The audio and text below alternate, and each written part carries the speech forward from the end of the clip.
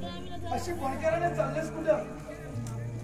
एकदा सांगितलं ना तुला की यावेळी माझ्याशिवाय घरात कोणी नाहीये म्हणून. या आहे ना, दोन गटका मन मोकळेपणा सुटकाच्या परपुरुषाची बोलायची ना रीत नाहीये यात.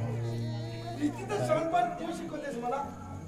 अगं रीतिरिवाज गुंडाळून ठेवून तुझ्या त्या अनया भावानं माझ्या बहिणीला आपल्या नादी लावलंय. दिवस गेल्याचं माझ्याजवळ खोटं बोलून चांगलं चालून आलेस तर तिला नाकारलंय.